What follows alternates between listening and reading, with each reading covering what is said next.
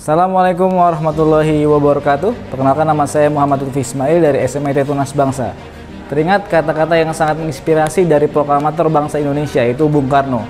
Beliau mengatakan bahwa bangsa yang tidak percaya pada kekuatan dirinya sebagai bangsa tidak dapat berdiri sebagai suatu bangsa yang merdeka. Kemudian ada kata-kata dari Bapak Dr. Iwan Syahril, PhD, selaku Direktur Jenderal GTK Kemendikbudristek dalam pelatihan ini. Beliau berkata, "Saya berharap seluruh insan pendidikan agar menjadikan situasi pandemi ini sebagai laboratorium bersama untuk menemukan solusi serta inovasi.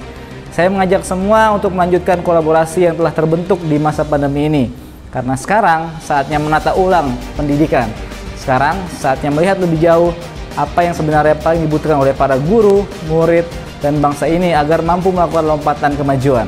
Alhamdulillah, saya sudah mengikuti pelatihan seri semangat guru kemampuan non-teknis dalam adaptasi teknologi yang diselenggarakan secara online oleh Kementerian Pendidikan, Kebudayaan, Riset, dan Teknologi untuk angkatan ke-7 dari 29 Desember 2021 hingga 18 Januari 2022. Sebelumnya, saya ucapkan terima kasih pada panitia yang sudah menyelenggarakan acara sebagus dan sekeren ini. Tujuan pelatihan ini adalah untuk memberikan pembekalan kemampuan non-teknis bagi para guru dalam proses adaptasi teknologi pendidikan yang terus berjalan, dan agar guru dapat mengintegrasikan teknologi dan kemampuan non-teknis ke dalam kelas, juga dapat menginspirasi dalam berkolaborasi, berkomunikasi, berpikir kritis dan kreatif sehingga hasil kegiatan belajar mengajar lebih jitu dan berdampak besar.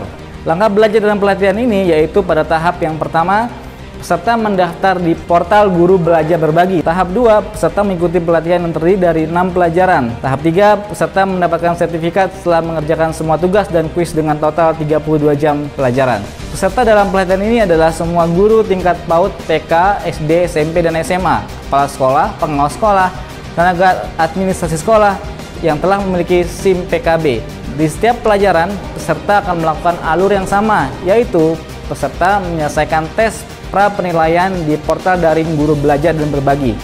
Peserta belajar dari pemaparan para trainer, mengerjakan penilaian tengah-tengah, dan diberikan tugas untuk belajar mandiri. Setelah mengerjakan tugas, peserta mengerjakan kuis penilaian akhir. Peserta kembali mengerjakan alur yang sama untuk pelajaran berikutnya sampai total mengerjakan 6 pelajaran. Pelatihan ini terdiri dari 6 pelajaran dalam seri pembelajaran. Apa sih? Yang pertama, resilient atau tangguh dan teknologi. Apa itu resiliensi? Ilmuwan psikologi biasanya menggunakan istilah lenting untuk menyamakan kata resiliensi atau resilience, yaitu kemampuan seorang untuk bangkit setiap kali mengalami desakan mundur atau bahkan kegagalan. Kemudian yang saya ingat ada materi tentang SAMR. Yang pertama tadi S, substitution. Yang kedua, augmentation.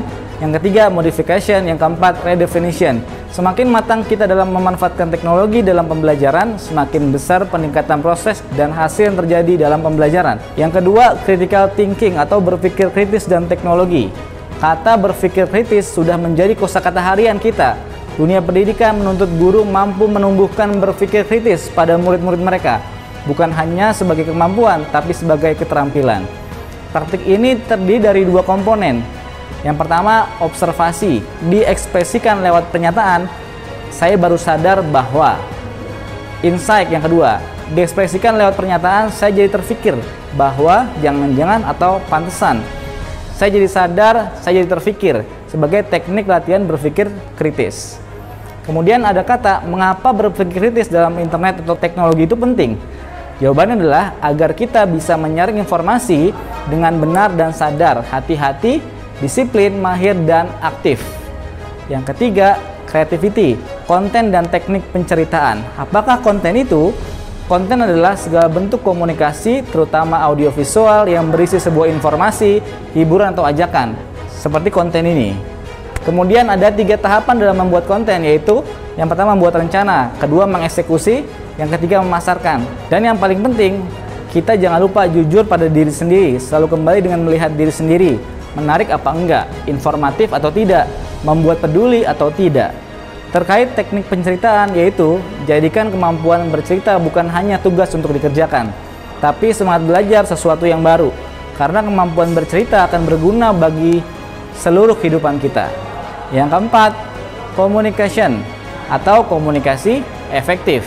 yaitu proses pertukaran ide, pemikiran, pengetahuan, dan informasi yang disajikan dengan cara yang paling dipahami oleh penerima, sehingga tujuan atau niat dapat terpenuhi dengan sebaik mungkin.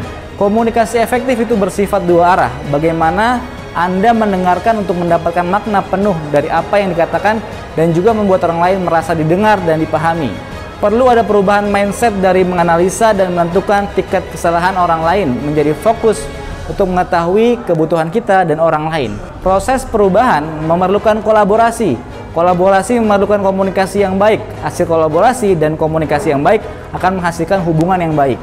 Yang kelima, empower teacher atau penerapan kelas campuran. Mengapa pembelajaran campuran? Karena berorientasi pada kebutuhan murid, bersifat fleksibel, dan berorientasi pada abad 21.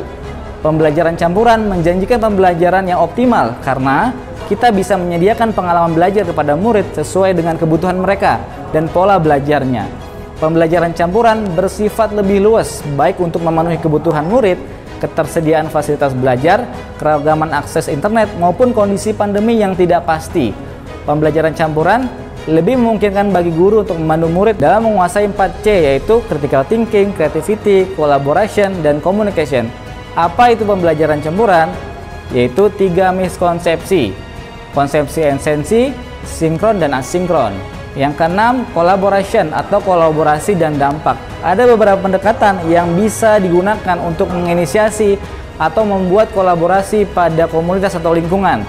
Yang pertama, pendekatan berbasis kekurangan atau masalah atau hambatan. Yang kedua, pendekatan berbasis aset dan kekuatan. Dalam pelajaran ke-6 ini kita diminta memaksimalkan semua sumber daya, aset, kekuatan, potensi, dan kompetensi yang ada pada diri dan lingkungan sekitar kita. Sebagai usaha bersama memperluas dampak demi meningkatnya layanan pembelajaran kepada murid sehingga kualitas pendidikan Indonesia semakin maju. Terakhir ada pesan dari Bapak Pendidikan Indonesia yaitu Ki Hajar Dewantara. Apapun yang dilakukan oleh seorang hendaknya bermanfaat bagi dirinya, bermanfaat bagi bangsanya, dan bermanfaat bagi manusia di dunia pada umumnya. Assalamualaikum warahmatullahi wabarakatuh.